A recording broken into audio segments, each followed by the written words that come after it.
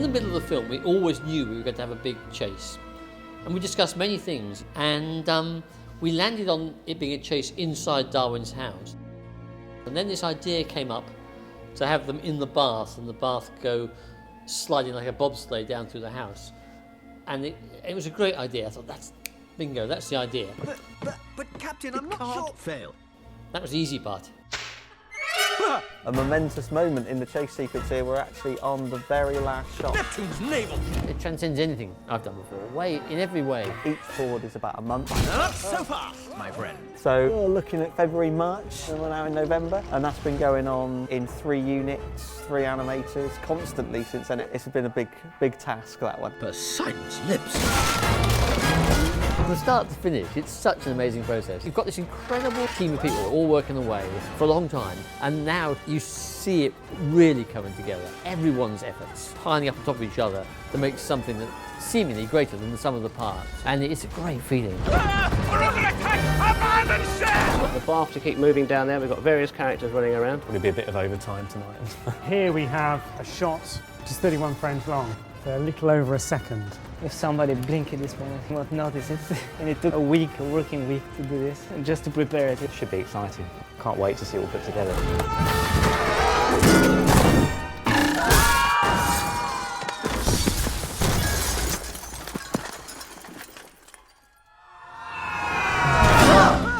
Gotcha! Are you all right, girl?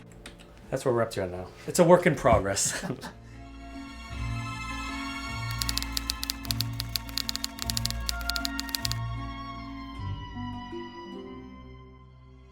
So we have this mysterious figure who's going into the pirate captain's bedroom.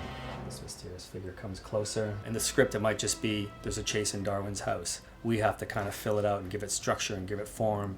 And there's a lot of good brainstorming with the directors and other board artists. And in this scene right now, at the moment, there's 650 drawings. But you're probably glad you don't actually have to animate that. Yeah, no kidding. And I think that's part of the concerns too. So part of that is to see if they can actually animate it. This whole chase scene is tremendous. I mean, it's very, very fast. There's a lot of fast cutting in there. It's a great Aardman classic tradition of chase sequences. We always try and outdo each one each time. I think there's about 20 flights of stairs I've been filming on recently. I'm just doing quite a crude piece of animation, but it'll actually tell me what I need to know about where to put the lights. Some of these shots we'll rehearse them, maybe 10, a dozen times.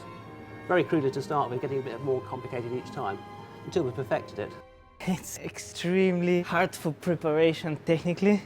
And all these things that looked quite simple. Then when we actually start to prepare the shot, it took almost 10 little tests so we can do the right camera move and everything.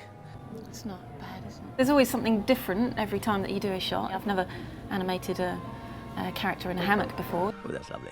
Each shot changes, walls move. There was one point when there was a wall there and access is difficult. You've got a light above your head and you've got to animate in between a 3-inch gap. But that's the way it is with an animator, isn't it, really? Unfortunately, I have had a little accident that did happen on this set. There was a couple of these walls that are here and here. Somebody leant against the flat, pushed the 2 walls and landed on my set, knocked all the lights mid-shot. It's Mr. Darwin, sir. I'm sure he's up to no good. It was fine, but it was hair-raising at the time, thinking I might lose 3 days shooting.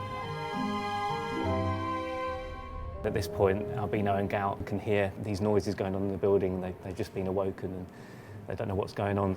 I've got to show that they're in a state of panic. And Albino wants to go one way and Gout wants to go another, so they sort of bump into each other and scramble. And in the end, they both will dash out screen left. Okay, go ahead. Live action video reference, or LAV. It's a very good shorthand to put you in the ballpark of what a performance needs to be. So if you come out running just behind me. But on top of that, you have to make sure that the animator fully understands what is in your mind. Only by doing a LAV you can actually see whether it will work, because unless you physically can't do it yourself, then really it shouldn't really work in a puppet situation. Unless it's a big action thing of falling off the rooftops and things, it's very hard to LAV that. We've got LAV of the week as well. In the animation meetings, we have shot of the week, LAV of the week. And that one? Yeah. They announced it LAV of the week and I was thinking, it's not going to be, is it? It's not going to be. Then it was. We get a bar of chocolate if we get LAV of the week. But is that it?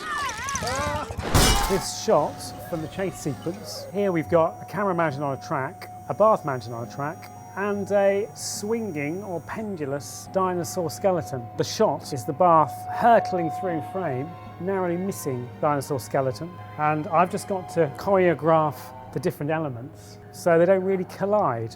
We've motorised all this to save time for the animator, as the movements are relatively simple. So he'll be doing character movement in the bath and animating the bath up and down. The rest of it, hopefully, will be motorised and automated. Come back here, mysterious shadowy figure! It did your head in working out, planning it, how big to make the sets, how long to make the staircases. If we actually built the staircase to length, it would be 3 times the length of this, which is preposterous. So it's one of our first tricks, and this is a trick that goes back to wrong trousers. If we just recycle the same set. So basically they'll start at one end, they'll come down to this end, and we just roll everything back to the beginning again. Hopefully it all matches up and we just carry on. Get to the end again, back to the beginning. In theory, this could go on forever and ever, so this set could actually last forever. You've got this house, which is really maybe 4 stories tall. Really, the house that we're shooting in, if you counted, it's probably, 18 stories high or something like that. Now the other trick on here as well, of course, it being a staircase and it being a long one, if we did it for real, it would start right down the floor down there and would end up at the ceiling up there, which is going to be very difficult for the animator. So this is another trick we employed on Loaf and Death when we had the hill chase. We've actually just taken the whole staircase and just tilted it round so it's horizontal. And the camera is actually at an angle as well. So in fact, we're looking at it like this.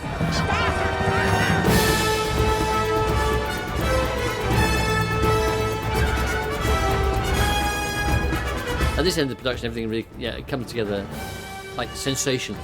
Having moved so slowly for so long, it suddenly goes really fast, and you see incredible progress very fast. So that's what we're seeing here. Try bringing the target dynamic of the cymbal swell down a little bit. When I first wrote the music for the bathtub chase sequence, the piece of music underwent huge changes.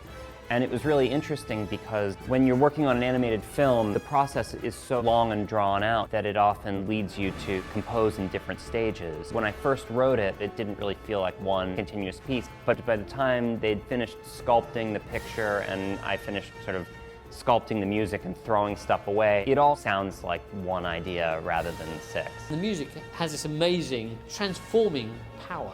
It turns up the colour and the contrast of everything. It's great.